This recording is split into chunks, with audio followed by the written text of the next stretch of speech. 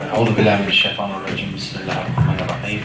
الحمد لله رب العالمين والصلاة والسلام على أشرف الأنبياء والمرسلين محمد وعلى أهل بيت الطيبين الطاهرين. اللهم صل على محمد وآل محمد. Okay, so last week we began a very exciting discussion concerning the topic of taqlid. As in, what is taqlid, how it started, or actually we didn't start, but what different aspects of Islam are. For example, we had the usul al-din, which is basically the main pillars of Islam, and then we had the branches of furu' al-din, which are things like praying, fasting, zakat, khums, hajj, tawalli, and tabarri, things like this, and we discussed that briefly. And then we went on to begin discussing the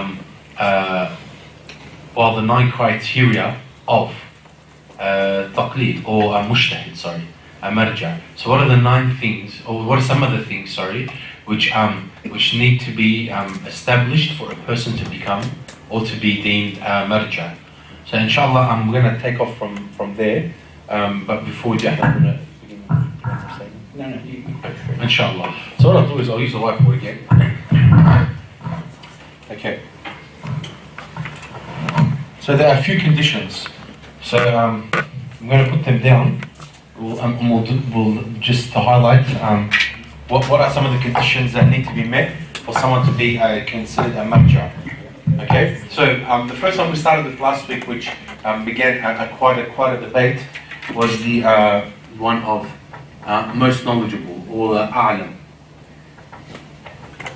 And although this brought up quite a bit of a discussion here, upon further reading and trying to understand is that if you can't find the person who's the most a'lam, or there is a set of people who are considered the most a'lam, then you need to go with the person who you're most content with, inshallah. So that's a very simple way of solving the issue, because we're not going to sit there and go, this person the most a'lam, this person the most a'lam, okay? Even though it does seem a little, some people a little ridiculous, how can you establish who's the most a'lam?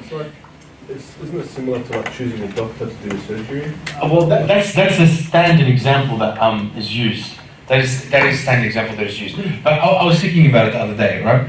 And this is, I know you'll probably laugh at me, but that's okay. So you're meant to laugh there. Okay. So I was thinking about it. I'm at work, and there's a group of us. We're all bricklayers. Okay. Now I know for a fact I'm not the best bricklayer, but I know that guy over there, he's the best bricklayer. Just saying. You know what I mean? So think about it. Sometimes, even though you might not be the most a'lam or the most knowledgeable, if you have enough knowledge, you may still be able to determine who's most knowledgeable. Yes. What if that bricklayer was really good at the way he laid them, but you were faster? Well, as a bricklayer, right? As a bricklayer, for example, my wife's she knows I'm very fast at work. I'm the best bricklayer, right? But for example, I know that the best bricklayer would be the fastest and the most best at his job. So like I know one guy who's a bricklayer. The guy, his lightning speed is so quick, and he's really old, right? Which just freaks me out. He's very quick, and his job is always spot on perfect. Now I'm not the best bricklayer, right? But I can still determine that. So this is maybe a similar argument to this discussion of the most knowledgeable. Okay.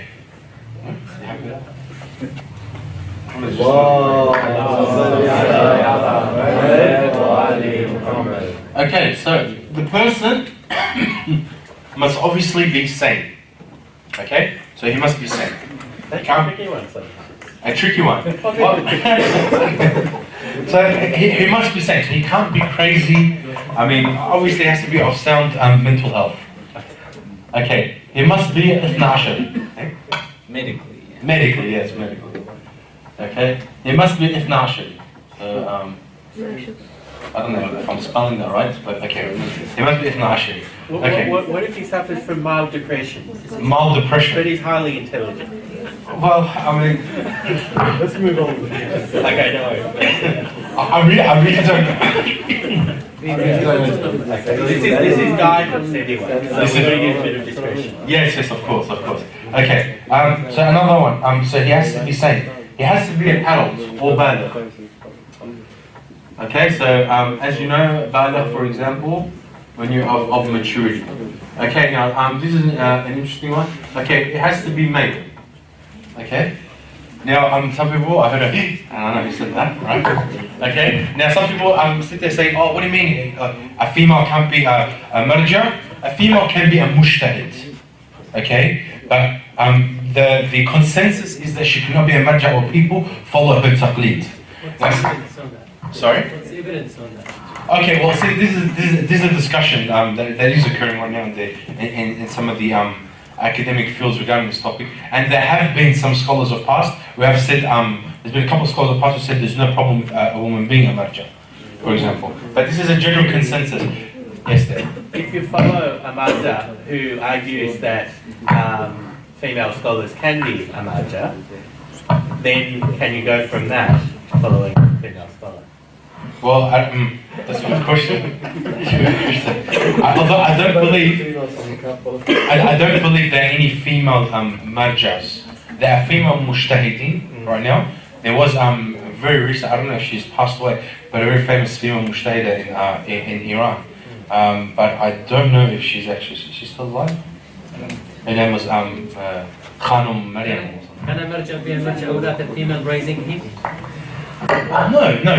You see, and this is the thing with this topic. People take it very sensitively. Oh, what do you mean? But maybe sometimes some things, some roles are meant for male, some roles are meant for female, and there's nothing wrong with that. Is there something like there's nothing really wrong with that, so to speak? Okay, so thank God that went smoothly. Okay, the next one. Okay, so they must be of legitimate birth.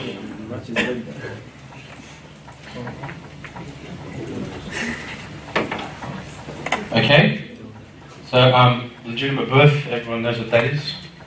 Don't need to explain that, alhamdulillah. Okay, they must be of legitimate birth. He must be living.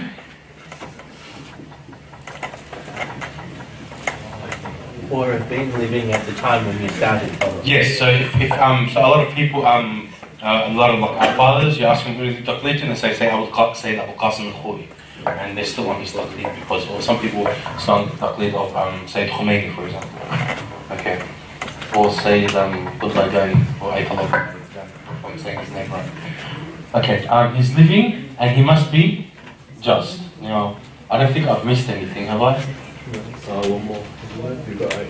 I've got 8? No, I don't think there is. I think that's it. Okay, so have I missed anything, Ahmed? Okay, so these are basically the criteria that needs to be met for you to be deemed a mujtahid. A marja. And obviously, you have to be at the stage of ijtihad, obviously. So, ijtihad. Okay, so I have to have reached the stage of ijtihad in terms of your knowledge. Sorry, okay?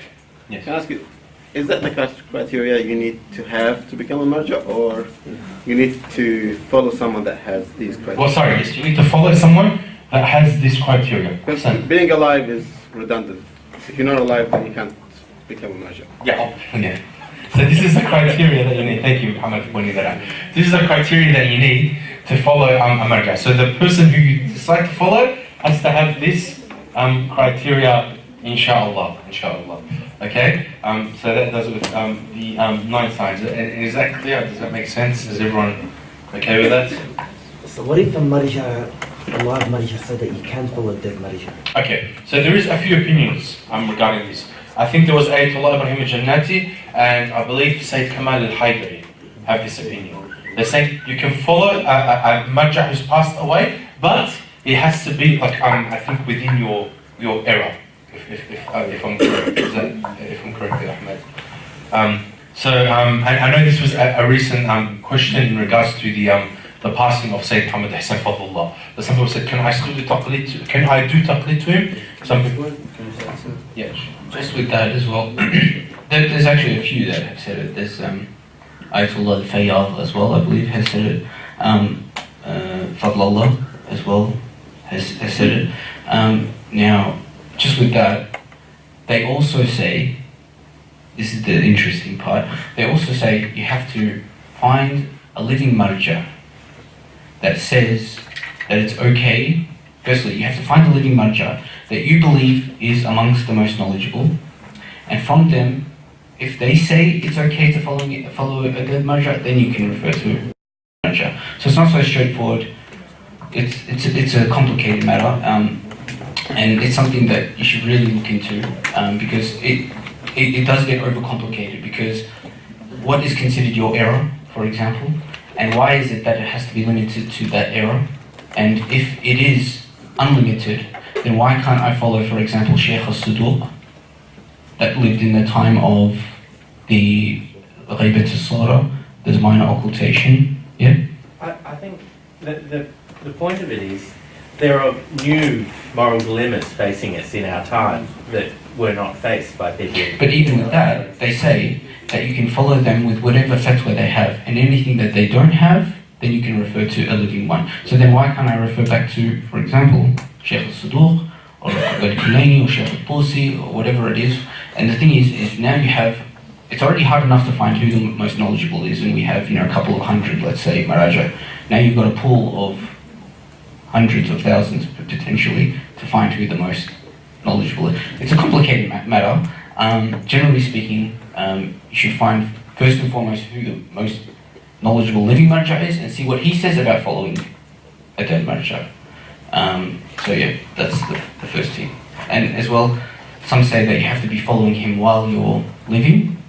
Some of them say that if you were not following him while he was living, then you can't follow him at all. So for example, if you follow, say, Sistani, Down Dhulla, then he says you can't follow him unless that you were following him previously while he was alive. So therefore, if you believe he's the most knowledgeable, therefore you can't follow anyone that's passed away. So it's a complicated issue, to say the least. Thank you for that. So inshallah, in regards to these 9 criteria in choosing a marja, is any other point here you wish to discuss, or shall we move on? Yes, ma'am. Yeah, I just want to ask, when it's started to follow the marja, is the period of time it's started to follow the marja? Oh, so when did this whole issue of taqlid come? Ahmed, are you going to be discussing that? Yeah, I'll just think Ahmed. Okay, so the question was, when did the issue of taqlid come up? Okay, that in itself is debatable. Now, it has developed over time. There's no doubt about that, it has developed. But to begin with, there is proofs that they haven't just come up with this system and thought, oh, this is a good idea. There's actual textual proofs for taqlid in the Quran and in the Hadith. As well as Ahmad al-Shugri last week said that it's a aql thing. It's something that's intellectually understood. You don't even need the text to come to this sort of conclusion. But in any case, for example, I'll give you a couple of examples of the proofs from Quran and Ahadith. Even these, they're debatable. There are some people that don't believe in taqlid. They say that this doesn't mean that. So I'll just briefly touch on it, and I'll give a little snippet of why some people don't believe this is a proof. So in Surah 21, Ayah 7, it says, question the people of remembrance if you do not know. So question Ahlul Dhikr if you do not know. Now, firstly, some people say that Ahlul Dhikr is not the Maraja of Taqlid. They say that this is just the Ahlul Bayt alayhi salam. Question or ask? Sorry? Question or ask? The translation I've got here is question, but I think ask is probably a more accurate translation. I'll get the 21:7. So we've got that. They say that that's just Ahlul Bayt, but they say because the Hadith says that Ahlul Dhikr is Ahlul Bayt alayhi salam.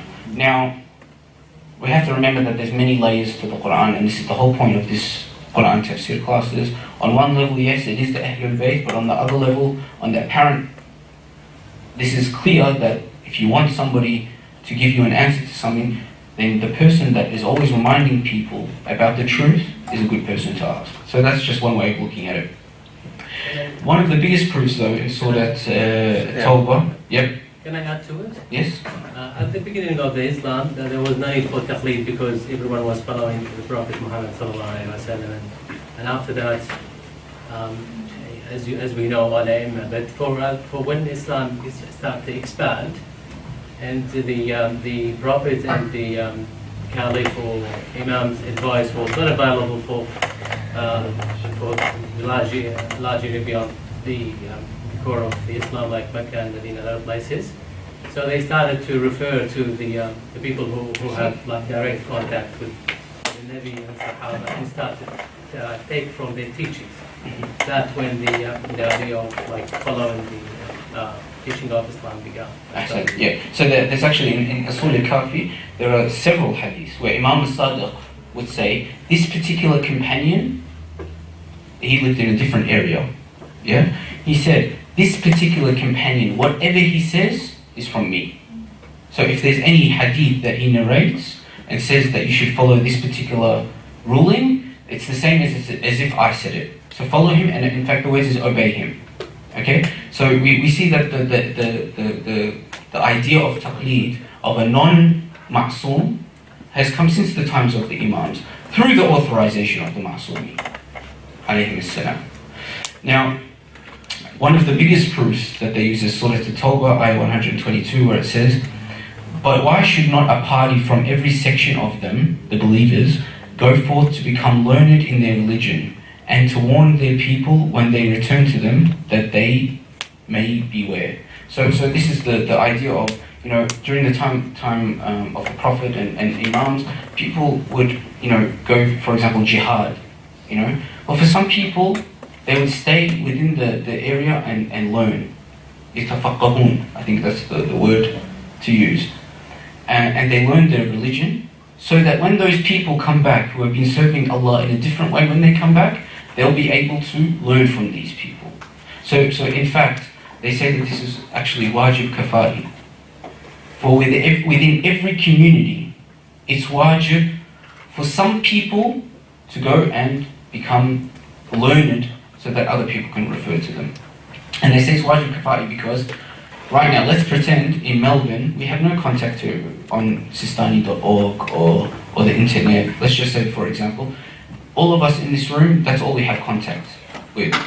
Now, what happens is it becomes wajib on all of us that we go and learn until somebody actually goes and learns. So this is like the fatwa of Sayyid Sistani, when he made the fatwa that jihad against Daesh, la'natullah alayhum, he says jihad is wajib kafai. Until you reach a certain number of people, then jihad no longer becomes wajib because we have enough people in the army. Okay, same thing, so that if, say, we're in this community, we have no contact, some of us have to go and learn the religion. So that's another proof that they use, that some of us have to become learned in fiqh so that other people can learn. Then there's many ahadith as well. For example, I think I've lost it, but from the top of my head, like I said, the Imam would give delegation to other companions. They say follow and obey. One of the biggest proofs is from Imam al-Zaman, Ajullah Ta'ala Faraj al-Sharif, where he says, from the top of my head, please correct me if I'm wrong, but he says that take and follow from those people who narrate our hadiths. I think that's correct. He says, take and learn from the people that narrate our hadiths. Now the best of people who narrate the hadiths of Ahlul Bayt alayhim as-salam is who? Those who have studied in depth the hadith of the Ahlul Bayt alayhim as-salam. So when we listen to them, that is tantamount to listening to Imam al-Mahdi Ajullah Ta'ala Faraj al-Sharif. There are others, for example in Tafsir al-Askari or in al-Ihtijaj, where Imam al-Askari alayhi salam also says, when you find a scholar that is just, that doesn't follow the dunya, then you must follow him. You must do taqleed of him. I think that even the word they use is taqleed. So you can see that there is many textual proofs, the Quran, the hadith that say this.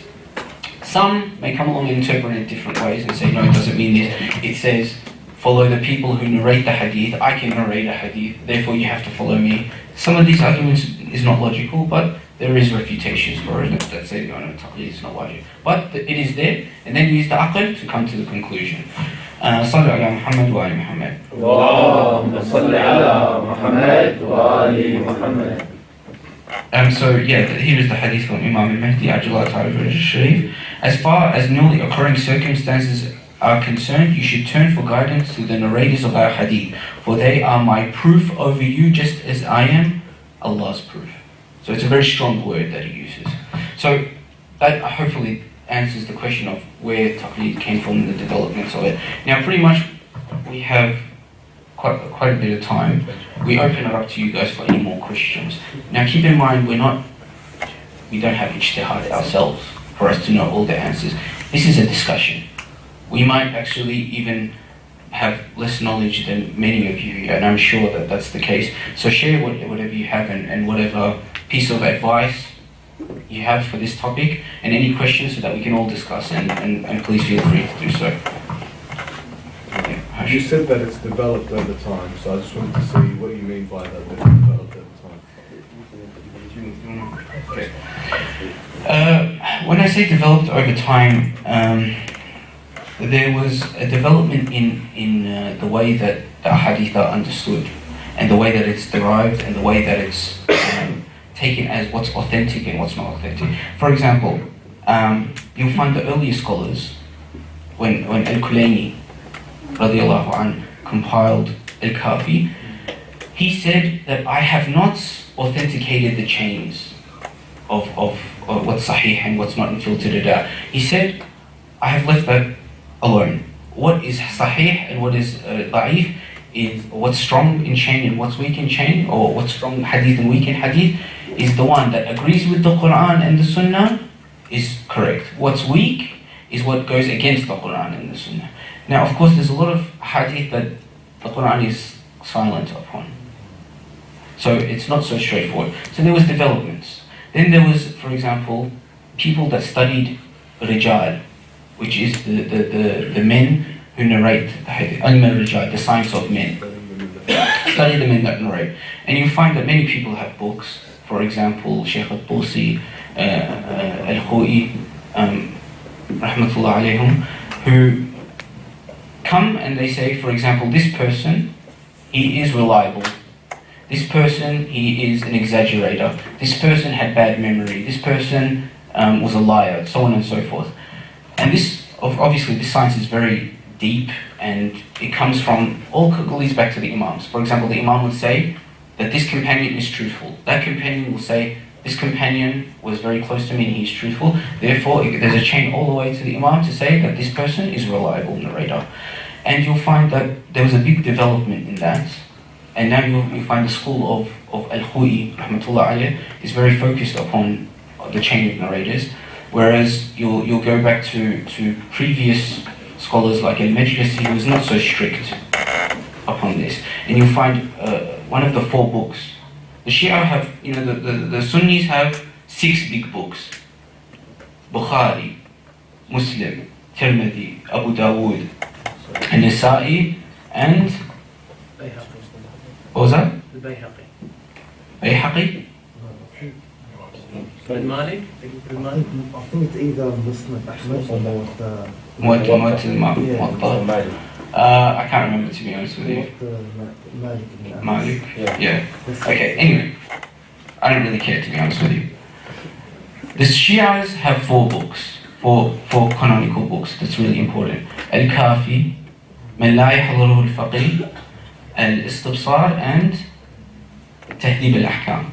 Okay? Now, if you look at the way Al-Istibsar is one of the 4 books, Al-Istibsar by Shaykh al-Tusi, you look in his books, and the way that he derives certain laws, this book is actually dedicated to contradicting hadiths. So he'll have a chapter on, for example, there's a chapter in there called putting your head under water while fasting. Okay? Now, there's hadith that contradicts. Imam al-Sadiq will say 1 minute that if you put your head under water, it's the same as eating or doing stuff with your wife. So it breaks your fast. In another hadith, Imam al-Sadiq says there's no problem in putting your head under water. What Shaykh al-Tusi does is he tries to reconcile them. And what he says is the one that says it's allowed is taqiyya. He was forced to say this under certain circumstances because, for example, the Umayyads would know that he is going against the standard thinking, and they would oppress him. Whereas we look at other scholars, like now, say the Sistani, we see the development. Sayyid Sistani says no. The way the Shaykh al-Tusi looked at this was not correct, where he accepts one and rejects the other, and says it's taqiyya. He says it's actually makruh to put your head underwater. So it's allowed, but not haram. And this is the way that he reconciled. So there's a development in the way that the scholars have come to conclusions. And again, we have to refer to who's most knowledgeable, because you and I might not be able to come to that conclusion unless we study for many, many, many, many years. Sorry, but makruh, does it break your fast or not? No. No. Oh, right. Yes. So Sayyid Sistani says that a popular opinion, if you look at his English website, is really confusing, by the way. Really confusing. He says, but ultimately what he says is the popular opinion is that putting your head underwater breaks your fast. And that's usually where people stop and they say, oh, okay, I can't go swimming during Ramadan. Later on he says, that's the popular opinion, but in fact, in the opinion of Sayyid Sistani, it doesn't break your fast, it just is makruh. But it's better to stay away from it anyway. So, this is what I mean by development, inshallah. Anyone else got any questions other than Hashim? I just wanted to go further Okay. back. Alright. Sorry. My question was in regards to taqlid in itself. How has it developed over time? But Rather than- can I answer Talib? تفضل. It's Yeah. a discussion. Yeah, it's actually, as I said before, it started with following the companions, taking the advice fresh from the Prophet and the Imams. And then when the Islam expanded, they took from the companions. And then it becomes like the Imam restricted the advice to be taken from those who are attending his hadith, attending his teaching. So they're restricted to those. And then after the Imams, the period after the Imams are gone, it becomes the Hawza, and the Hawza tries to impose more restriction on who comes, who can get the education, receive particular education before they can give fatwa. So that's in a nutshell how it's developed. So it evolved mostly through necessity, by the sound of it. Well, naturally, yes, sister, follow. Can I just answer that in different way? Due to the fact that some of the imams were unable to assist their communities publicly, they developed a system of those who were well knowledge. And the last two, Imam al-Hadi and Imam al-Askari alayhi salam, actually further developed this sort of system where you followed so they had people who themselves chose, and people would come to them regarding Islamic knowledge and questions and queries. And until it's actually wajib for us to have a taqlid until we have hukum waqi'i, which is from a living imam, who we have direct contact with. Inshallah. Thank you for that, sister. Thank you. So I guess action. In terms of its development, as mankind developed, as you said, and populations developed, and the Muslim Ummah developed, and there's need for a system, obviously, to keep this under wraps as well. So not that anybody is coming and giving any fatwa, because that actually could be quite dangerous. As they need to be a learned and a person who studied the religion of Islam, and particularly the hadith and the sunnah. And that's where our laws come from. It prevents people like that Wahhab guy from going to saying, oh, I'm a scholar, I know everything, follow me. Oh yeah, Muhammad ibn Abdul Wahhab, as you know, his move was quite political. It actually served the Saudi regime more than anything, and that's how basically it was divided. For those who don't know, there's two main branches within Salafism or Wahhabism, and that's the school of Muhammad ibn Abdul Wahhab and the school of Ibn al-Qayyim. So you might see the Muslim Brotherhood in Egypt, they're more leaning towards Ibn al-Qayyim, while yeah, so these are students, so this is the ideology. So this is where they got the ideology from, particularly from Ibn al-Qayyim. So the head of them would be Ibn Taymiyyah. Ibn Taymiyyah was he was. فلماذا ابن تيمية ابن القيم They did, but they all go back to that. They all go back to Ibn Taymiyyah. So they all believe that Ibn Taymiyyah is Shaykh al-Islam. Comments. I will wait طلب. Sorry, I will wait until everyone because I talk more than my turn. Can I ask if the current marjas have books where they describe how they came to the current opinion or current fatwa that they have? For example, they come to the conclusion that this is makruh. Do they describe what hadiths they went through, which one they think is right or wrong? Yeah, many of them do have that. One scholar who really wrote a lot about that was Sayyid al-Khou'i. Sayyid Sistani, for example, if you go on his website, there's a article that he's written about how he came to the conclusion of how he cites the crescent and what's considered citing the crescent, and he's got a full analysis of it. Now, a lot of the scholars, this book, that has all of their answers for everything in their dalil is not very accessible because it's not written for general public.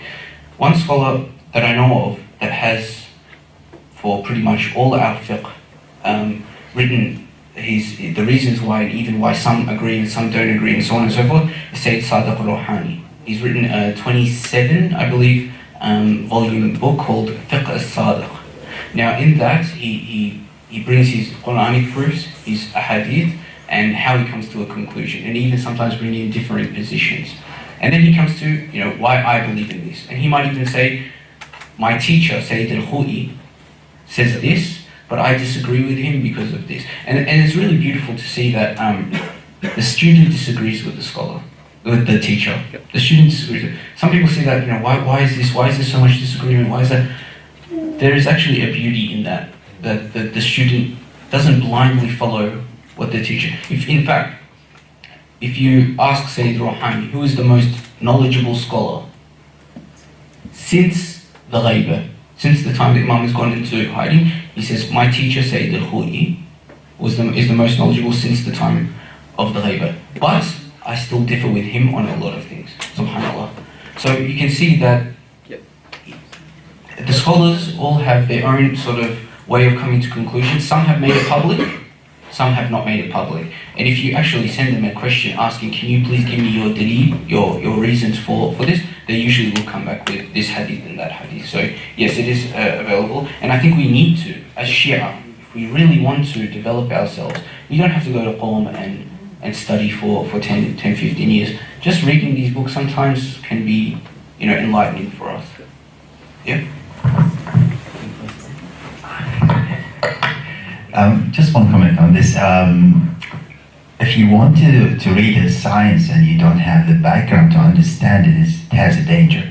So if we want to open this door for everybody, I think we will end in a big mess, and that's what happened in the history. And if we go back in the time of Ma'mun, when that was open, talk about the Sunni brothers, they reached to about 300 different groups until the Ma'mun killed everybody and left 4. And this is a real problem. And so that's why we have taqlid. If you want to understand it, fair enough, but you need to have what they call it, muqaddimat, or the prefaces. It's like in any knowledge. I mean, if you want, for in medicine or in engineering, if you just open the book and read it, I give you one example that my daughter asked me about exponential and graphs yesterday. I understood nothing. I listened to 5 lectures yesterday to answer her question. I couldn't at the end. So it just doesn't work that way.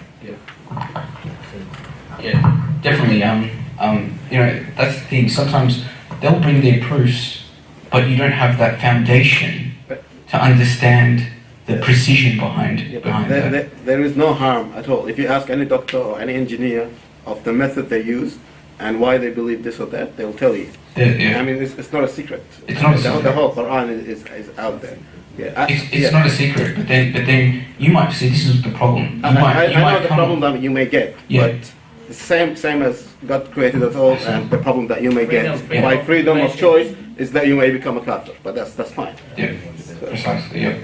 So what if someone chooses that he wants to follow more than one marja? For example, he'd say, I take, for example, I take from all marja what's more strong from the Quran and Sunnah. So whatever this marja says and this, I take from the... Okay, so the question is what if I want to basically follow more than one particular marja? Now, this is again another complicated one. This is similar to the if I want to follow a dead marja topic, where there's a bit of research that needs to go into it. What some people do is they take a pool of scholars. They say, I can't differentiate between, say, these 5, who is the most knowledgeable. Okay, so I'll take those 5.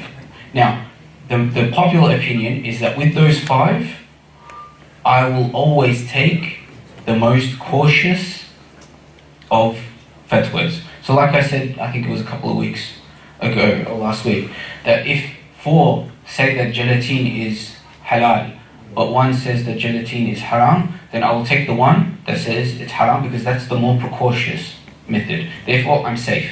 I'm not going to go into anything that's haram. Isn't that called doing H.D.F? H.D.F. Yeah, close. H.D.F is the airline. That's good, it's good. I'm just joking. So, where was I? Yes, that's the popular opinion. But there are differing opinions. For example, Sayyid Sistani, and it's very, very critical that you understand exactly what they're talking about. But I'm just going to give you a brief summary, but don't take it as I said, go do your research. Sayyid Sistani says, if you cannot differentiate, for example, between 2 scholars, okay? Usually if you can't differentiate between 2 scholars, you take the more precautious one. Sayyid Sistani says, if you can't differentiate between the 2, and there isn't a scholar that is more cautious than the other, generally speaking, for example, Sayyid Fadlallah is, in certain topics, very lax, okay? He's not very precautious in the sense that this is haram, this is haram, this is haram. In a lot of things, he said, this is all, there's no problem in it. Sayyid Sistani, you go through his book, you'll find most of it, obligatory precaution, don't do it. Obligatory precaution, don't do it, okay? So Sayyid Sistani would be the more precautious in this sense. So you say, in this instance, you have to follow Sayyid Sistani. Okay, but if both of them are not more cautious than the other, you can't say that one is more cautious than the other, then Sayyid Sistani says you can pick whichever one you want with no ihtiyat. You can just pick whichever one you want, okay? This isn't a popular opinion, this is the opinion of Sayyid Sistani. But again, you have to do a bit more research. There's actually a couple of articles. If you go onto 14publications.com, Sheikh Hamid Waqar from Sydney, he's written a few articles about taqlid, okay? He's even answered the question about why a female can't be a marja. He's actually answered that question. He's given the opinion of various scholars. So it's very interesting. If you want to go read a bit more about taqlid, he covers these intense issues. But yes, if you have a pool of scholars, then yes, you can kind of pick between them. But generally speaking, you have to pick the more precautious one. Just this one. First of all, there's a sister at the back here. Okay. Sorry. You said like if you're not certain about the scholar, you don't know what to pick, and then your heart goes to someone. So you said you follow that. You said that when how does that work? Your heart, whatever, and your heart following. Well, yeah. I think even Ahmed surely said it last week that in the end, it's what you're more content with. Contentment comes from what you believe is probably closest to what the Imams and the Prophets and Allah subhanahu wa ta'ala would have preferred. Now, in the end, like we said, well, Ahmed surely disagreed, but I believe, and I think one of the brothers was saying it as well, it's almost near impossible to practically, in practice, find who the most knowledgeable is. You can reach to a certain state, and then you find out who the most knowledgeable is, and then when your heart is content, you follow him and you do taqlid to him. Now, in the question that you asked is if you can't differentiate, you do your research, you ask Ahlul Khibra, the people who are reliable and experienced in this field. For example, if you go Imam Ali Center and there is a sheikh that you know you've heard his lectures, you believe in his adil and so on and so forth, and he's straight, like not straight in that sense, but what is the word? Yani, His knowledge. knowledge and his actions and wisdom is proper. You can ask him who you believe, and if you get 3 or 4 opinions and they say follow such and such scholar, that is sufficient hujjah for you on the day of judgment. Okay, that's the various ways that you can come to a conclusion. Now, when you say when my heart is content, like I mentioned last week, it doesn't mean the one that you watch his YouTube videos and you like the way he refutes Sunnis. That's not really a sufficient proof. But again, it's a complicated issue. It's really hard to come to a final conclusion. But once you've done your research and your heart is content, then try to do your best to follow that person. Yep. When people of different maraja, when they come together, how do they deal with the differences between them? You know what I mean? Okay. Some people take it to heart. You know, Yeah. Something different. Look, probably you and me will take it to heart, but you'll find a lot of the top scholars are very down to earth and tolerant of one another. You'll find many of the students of Sayyid al-Khu'i would always greet each other despite the differences of opinions. They'll visit each other. There was actually a story of 2 learned scholars, Al-Naraqi and Bahr al-Ulum, where, do I have time for a quick story? Yeah, sure. Okay, I'll finish off with this story inshallah. So, Al-Naraqi wrote a book talking about Jam' al-Sa'idat, I think it's called. Sorry? Jam' al-Sa'idat. Jam' al-Sa'idat. Now, this is a book talking about morals and ethics and whatnot. Very, very high morals and ethics. And I think Sheikh Naraqi and Bahr al-Ulum either used to study together or one was a teacher to the other. They studied together. Anyway, they studied together initially and then they went apart and they did their own thing. When Al-Naraqi came out with this book, everyone was talking about this book. It's an amazing book, speaking about the higher morals, right? So what happened was, one day Al-Naraqi went to visit Bahr al-Ulum. So he went to visit him, and my memory is a bit foggy of this story. Anyone please correct me if I'm wrong. He went to visit him, and the people told him, look, he's not available now.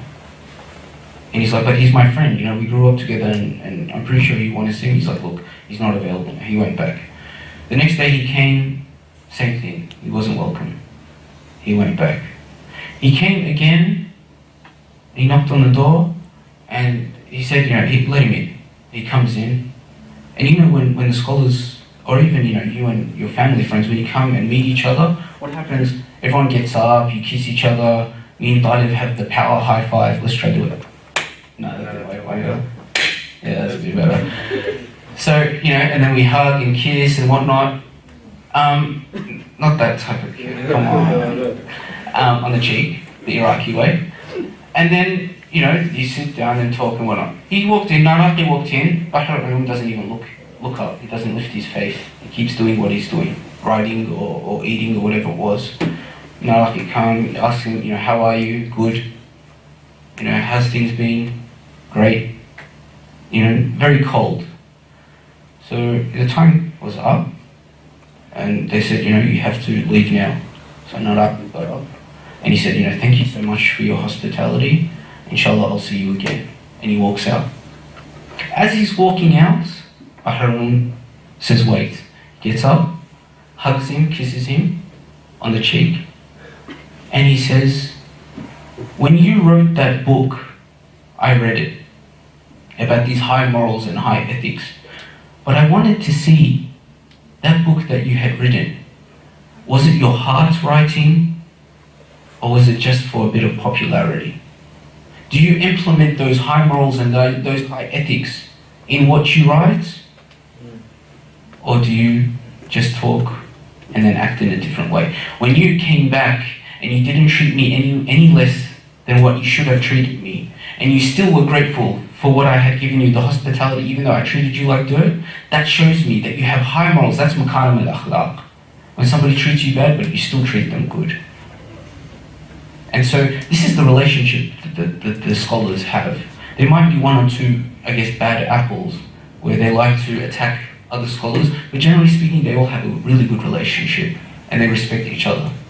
And that's how we should be. And that's how we should be. We should learn from them. Sometimes they have a really good relationship, but we are arguing amongst us, isn't it? Especially if you go on Facebook, my marja is better than your marja, and so on and so forth, and curses on this and curses on that. So, inshallah we can learn from them. وآخر دعوانا أستغفر الله لي ولكم صلى على محمد وآل محمد.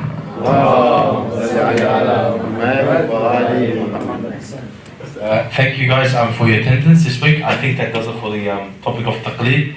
Thereabouts are just a basic overview, obviously not that in depth. A basic overview so we get more of an understanding. Just an announcement, next week we have a special guest speaker coming from New Zealand, and he studies in Qom. He's an extremely knowledgeable man. You know him quite, so few of us know him personally, and I would say tell as many people as you can about this. He's an extremely knowledgeable person, and it's going to be a real honor to have him here at our program to talk to us next week. So inshallah next Friday, keep that in mind, we have brother Sayyid Asim Hashimi who will come and give a talk to us at this program.